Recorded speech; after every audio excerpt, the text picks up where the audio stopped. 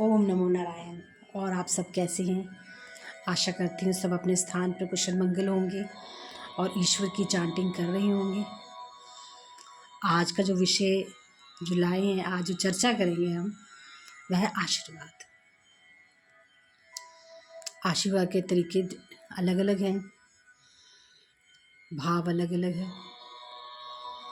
और जो समाज में मैं देख रही हूँ, जो अनुभव करती हूँ, जो जाती हूँ कहीं देखती हूँ, वो ही आज के बारे में चर्चा करूँगी। ये मेरी अपनी निजी राय है, सबका अलग अलग मत है कि पैरों को स्पर्श करना अनिवार्य है कि नहीं। अगर आपके बुजुर्ग हैं, जो आपसे बड़े हैं, क्या उनके पैरों को स्पर्श करना ठीक है? सबका अलग अलग मत है। तो आजकल जो समाज में देखने को मिल रहा है कि लोग पैरों को स्पर्श करने से हिचकिचाते हैं। उन्हें लगता है कि हम झुक रहे हैं, इनसे क्यों झुके हम? पर ये झुकना नहीं है, ये आशीर्वाद है। सब कहते हैं जैसे किसी का कोई लग जाती है, किसी एक्सीडेंट हो जाता है, तो कहते हैं आपकी बचना तो नहीं था, पर किसी की दुआ काम आ गई। तो वो दुआ कौन सी है? वो ये है, जो आपको किसी के आप चरण स्पर्श करते हैं तो उनके मुंह से जो शब्द निकलते हैं, वो ईश्वर के मुंह में सरस्वती बैठी होती है। तो मेरा तो मत ये है कि हमें एक गंगा है, उसमें हम डुबकी मार रहे हैं, कि कोई हमें मौका मिले कि हम अब आशीर्वाद ले लें। और ज़िंदगी में ईश्वर का आशीर्वाद, बड़ों का आशीर्वाद एक ईश्वर के राह में चलने की पहली सीढ़ी है। मनुष्य जो है वो भूलता जा रहा है उस घमंड में कि हम बड़े हैं, हमारे पास पैसा है, ये है, पावर है। पर असली वो है, कबीर का एक दोहा है, बड़ा हुआ तो क्या हुआ, जैसे पेट खजूर पंथी को चाहे नहीं, पेड़ लगे अति दूर। हमें ऐसा फल बनना है, ऐसा पेड़ बनना है कि जो झुका हुआ हो, ना कि ठूंठ जो झुके ना। हमें फलदार पेड़ बनना है कि झुका हो, ईश्वर भी उस पर प्रसन्न हो। हमारा बेसिक मोटिव क्या है हमारे जीवन का? कि ईश्वर हमसे प्रसन्न हो और ईश्वर के चरणों में हमें स्थान मिले और इस जीवन के जन्म मरण के चक्कर से हम दूर चले जाएं।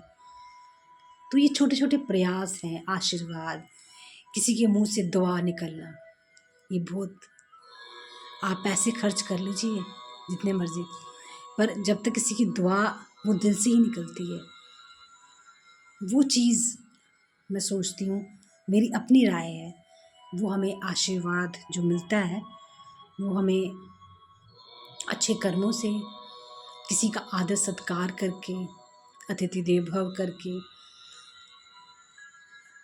प्यार से सबको, प्रेम से भाव जो होगा, प्रेम का भाव अगर आप में है तो आप सबका सत्कार करेंगे, सबका आदर करेंगे, प्रेम करेंगे। अगर ये भाव नहीं होगा फिर आप ईश्वर के प्यारे नहीं हैं। मैं कहती हूँ सबकी अपनी अपनी राय है, कुछ कहते नहीं हम नहीं करेंगे, हम ऐसे ही प्रसन्न हैं, जबकि सबका अपना अपना जीवन व्यतीत करने का अलग अलग ढंग है। पर जहाँ मैं सुनती हूँ, गुरुजन की बातें सुनती हूँ, यहीं जाती हूँ, तो वहाँ पे यही देखने को मिलता है कि हमें अपने गुरुजन का, अपने बड़ों का आशीर्वाद जो है, चरण स्पर्श करके आशीर्वाद एक ज़रूर लेना चाहिए। सबकी अपनी अपनी राय है, सबका अपना अपना मत है, जो मुझे देखने को मिला और फिर मैंने इसके बारे में चर्चा की। मेरे मन में जो आता है वो मैं चर्चा कर देती हूँ कि हाँ भाई ये भाव है जो ईश्वर देता है, कि हाँ भाई भाव उत्पन्न हुआ और मैंने इसके माध्यम से आपके समक्ष बता दिया कि ऐसा भाव जो देखने को मिल रहा है समाज में, और ऐसे समाज की नींव हमें नहीं बनानी है। हमें आदर सत्कार अगर हम खुद करेंगे तो अपने बच्चों को भी बताएंगे कि आदर सत्कार ऐसे होता है। अगर आप खुद ऐसे होंगे तो ईश्वर देख रहा है कि ये आदर सत्कार अगर, क्योंकि आपको देख के आपके मॉडल जो वो हैं बच्चों के सामने, उनके पेरेंट्स ही उनका मॉडल होते हैं कि पेरेंट्स कैसे कर रहे हैं। अगर आप दादा दादी के साथ दुष्टा का व्यवहार करते हो, बोलते हो, उनको जवाब देते हो, तो वो बच्चे भी आपके साथ ऐसे ही व्यवहार करेंगे। समाज में बड़ा देखने को मिल रहा है कि बच्चों सास ससुर के साथ कुछ औरतें गलत व्यवहार करती हैं, जब पति के साथ व्यवहार करते, तो वो सब कुछ देख रहा है, ईश्वर तो देख ही रहा है। वो तो आपका कर्म का घड़ा जो है वो तो भर ही रहा है। तो जो बच्चे आपसे सीख रही हैं वो भी यही सीख रही हैं, तो फ्यूचर में वो आपकी भी नहीं कहते, इन्होंने नहीं किसी की तो वो आपकी भी नहीं कदर करेंगे और आपको भी सीखेंगे कि क्या हमारे माँ बाप ने सिखाया, और वो आपकी भी रिस्पेक्ट नहीं करेंगे। तो आपको अपने बच्चों को मॉडल सिखाना है, वो इन्हीं से संस्कारों से ही, अच्छे संस्कार होंगे तो बच्चा अच्छा ग्रो करेगा। ग्रो मतलब अच्छे संस्कार होंगे तो बच्चा अच्छी बातें सीखेगा, अच्छी चीज़ें जाए। वरना कुछ देखो बच्चे होते हैं कि शादी हुई अपने चले गए, अलग हो गए, अपनी दुनिया में मस्त हैं, पेरेंट्स क्या कर रहे हैं कैसे कर रहे हैं उन्हें कोई वो नहीं। अगर अच्छे संस्कार होंगे कि हमारे दादी उन्होंने अच्छा किया, दादा दादी की कदर करते थे, पेरेंट्स से हमारे बड़ों की रिस्पेक्ट करते थे, तो उनके बच्चों में वही संस्कार पनपते हैं, उनमें वो भाव उत्पन्न होता है। अगर ये भाव ही नहीं होगा तो बच्चे के संस्कारहीन बच्चा होगा, वो आप ही के लिए अच्छा नहीं है। बस ये आज जो विषय यही था कि मैं आदर सत्कार, सबका अपना अपना मत है। मेरा मत ये था कि हमें आशीर्वाद से अपने ईश्वर को प्रसन्न करना है।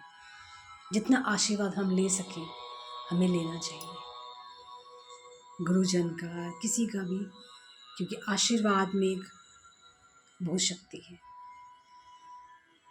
जो ईश्वर ने सबको है, सबके पास है, सबको शक्ति दी है कि वो आशीर्वाद बटोर सके।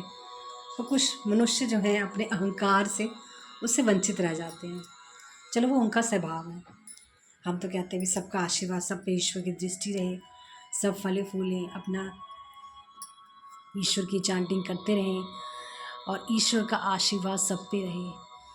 आज का विषय यही था, आशीर्वाद वो हमें ज़रूर कहीं ना कहीं से मिले तो ज़रूर एक आशीर्वाद ज़रूर लेना चाहिए, किसी अच्छे भाव से, ना किसी को दुख दे के, ना किसी को पीड़ा दे के, कटु वचन से, अच्छे भाव से, प्रेम से बोलिए और प्रेम से सबके साथ रहिए।